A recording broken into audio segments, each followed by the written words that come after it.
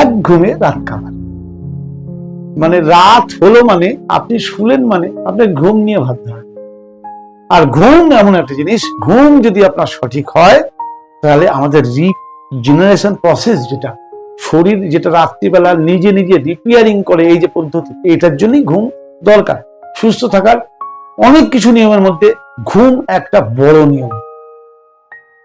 তাহলে সেই কি পদ্ধতি অ্যাপ্লাই করলে আপনি ভালো ঘুমাবেন, চলুন আজকে এই পদ্ধতিটা একবার জেনে নিই। তবে হ্যাঁ, যারা আমার চ্যানেল নতুন দেখছেন তারা কিন্তু অবশ্যই চ্যানেলটি সাবস্ক্রাইব করে নেবেন।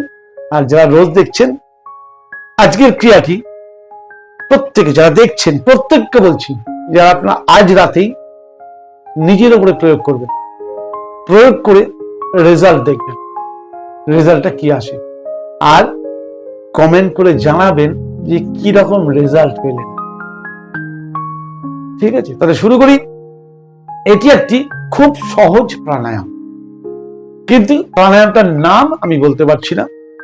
এটা একটা ক্রিয়াও বলতে পারেন, কিছুটা নারী শুদ্ধির একটা ক্রিয়া। ক্ষমা করবেন, এই পদ্ধতিটার নাম আমি জানি না, কিন্তু আমি দেখেছি এটার কোনো সাইড এফেক্ট নেই, রিস্কি নয়, তাই আমি দেখলাম যে আপনাদের সঙ্গে শেয়ার করার দরকার, শেয়ার করছি। যখন রাত্রিবেলা শোবেন তখন সোজা হয়ে শোবেন, হাত দুটিকে সোজা এইভাবে রেখে দেবেন, আকাশের দিকে হাত করবেন, হাতকে মুঠো করে রাখবেন না বা এরম ভাবে রাখবেন না, ওপর করে রাখবেন, বডিকে রিল্যাক্স করে দেবেন, সম্পূর্ণ রিল্যাক্স, একদম পায়ের আঙুল থেকে মাথা পর্যন্ত একটা একটা করে অর্গান, যেমন আমরা শবাসনী করি, প্রত্যেকটা অর্গানকে প্রথমে রিল্যাক্স করে দিন। রিল্যাক্স করে দেওয়ার পর এবার আপনি নাক দিয়ে শ্বাস নিন,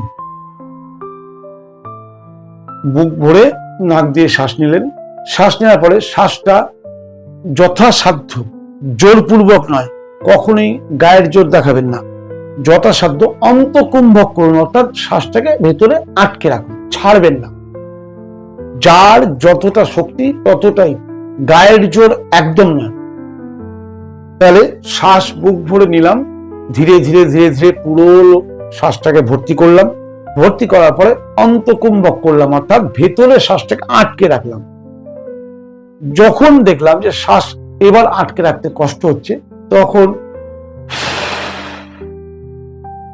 এইভাবে শ্বাস ছাড়তে হবে। শ্বাসটা একটু আওয়াজ করে মুখ দিয়ে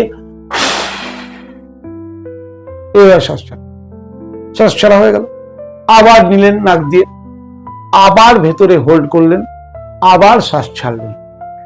এইভাবে আমি একবার দেখিয়ে দিচ্ছি কিভাবে করবেন।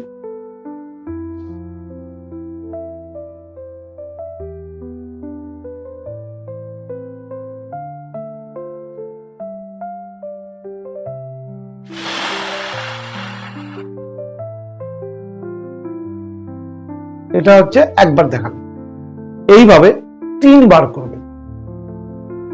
নিশ্চয়ই বুঝতে পেরেছেন, নাহলে ব্যাকে গিয়ে আর একবার দেখে নেবেন। শ্বাস নেবেন, হোল্ড করবেন এবং শ্বাস ছাড়বেন। শ্বাস ছাড়াটা এইভাবে 3 বার করার পর পদ্ধতিটা চেঞ্জ করবেন। হ্যাঁ, 3 বারই করবেন, 3 বার বেশি দরকার নেই।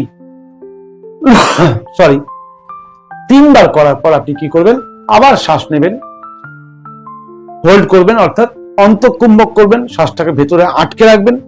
যখন দেখবেন কষ্ট হচ্ছে তখন শ্বাস ছাড়বেন, কিন্তু এবার মুখ দিয়ে নয়, এবার নাক দিয়ে, কিন্তু অতি ধীরে। কিরকম? নেওয়া হয়ে গেল, শ্বাসটাকে আটকে রেখেছি। যখন দেখবো কষ্ট হচ্ছে তখন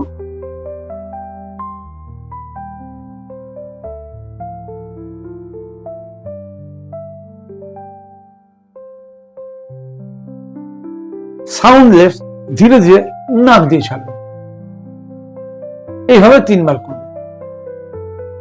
অনেক ক্ষেত্রে এই প্রসেসটা করতে করতে আপনি কখন ঘুমিয়ে পড়বেন আপনি টের পাবেন। প্রসেসটা করতে কতক্ষণ লাগবে? ব্যতিক্রম তো মানুষ মাত্রই আছে, সবার শরীর সমান না, একই ওষুধ সবার জন্য সমান কাজ করে না।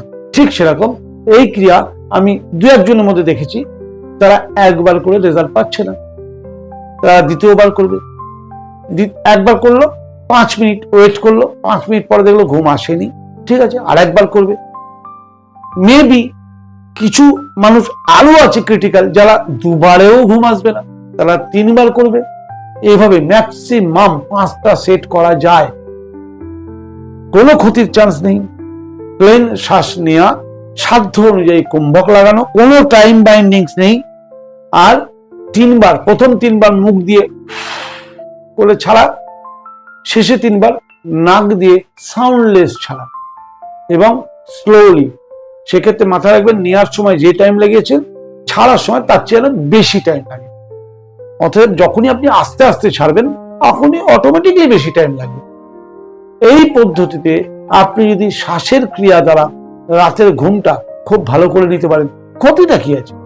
আর শুধু তাই নয়, আপনি এই যে ঘুমাবেন, আপনি দেখবেন রাতে আর কিচ্ছু টের পাবেন না, ভোরবেলায় ঘুমান।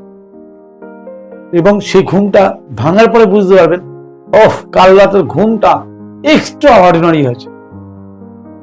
করে তো দেখুন।